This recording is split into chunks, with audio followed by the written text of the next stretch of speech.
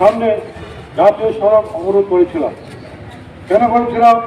সে আমাদের গ্রন্থ তার সুপরিচিত করেন বর্ধমান গ্রামে সে রতন দেবনাথ মহোদয়ের একটা বিরাট পরিশ্রম করেছেন, যে গত 3 বছর যাবৎ সে পরিশ্রমের দুর্গন্ধে আমরা এলাকাবাসী অত্যন্ত অতিষ্ঠ হয়ে পড়েছি। সেই পরিশ্রমটা বন্ধ করার জন্য আমরা রাস্তার উপর আন্দোলন করছিলাম।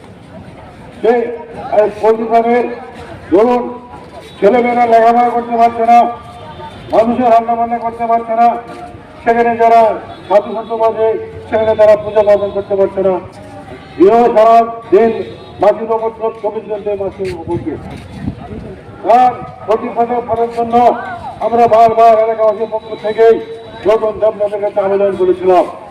কিন্তু ওই ভদ্রলোক আমাদের কথা মধ্যে শোনেননি এবং সে আমাদেরকে মানুষ বলে গণ্য করেননি। সে একটা কিরকম হয়ে গেল, সে আমাদের প্রতি একটা দুর্ব্যবহার করে এই প্রতি বলে চলে। তাই আমরা এই ক্ষতিকামটা বন্ধ করার জন্য গত 17 জোর সেই রাস্তার আন্দোলন করেছিলাম। সেই রাস্তার আন্দোলন করার পরিপ্রেক্ষিতে সেখানে আমাদের সামনে বিজ্ঞাপন থানার বসে গিয়েছিলেন এবং আমরা তাদেরকে বলেছিলাম আমাদের জেলা প্রশাসনের কথা বলতে চাই, কারণ উনি আমাদের এবং অভিযোগের কথা বলুক আমরা কি অবস্থায় আছি।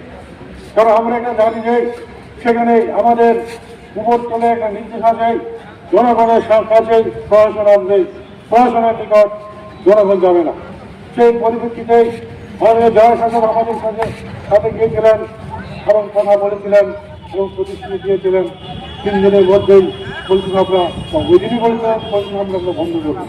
কিন্তু আজকে 3 দিন হতে চললো পরিষেবা আমরা বন্ধ হয়নি। উপরন্ত আজকে সকাল 10টার দিকে ওই রতন খামের কিছু লোক এসে ওই একটা দোকানে গরমকালের 4 দোকানে বসে বসে কিছু লোককে ডাকলেন এবং বললেন যে পোলট্রি ফার্মটা তো বন্ধ করা যাবে না, উনি অনেক টাকা খরচ করে করেছেন, ভালো বোঝা করেছেন। কিন্তু আপনি যে বললেন পোলট্রি ফার্মটা মানুষ এলাকা থাকতে পারে কিনা, মানুষের ছেলেমেয়েরা লেখাপড়া করতে পারে কিনা, সেই কথাকে একবার আপনি চিন্তা করছেন? মানুষের জীবনযাপন নিয়ে কি আপনি একবার ভাবছেন? মানুষ তাকে ভাববে, তার মনে সব কিছু হবে। আবার তিনি বলে কি ট্যাঙ্কি করবে, টুঙ্কি করবে, আগে মাঝে কথা করে সময় নষ্ট করার জন্য তিনি চাচ্ছেন। আমরা এলাকাবাসী থেকে প্রশ্ন করলো যে না, ট্যাঙ্কি করা চলবে না, এসব চলবে না, আপনি অবিলম্বে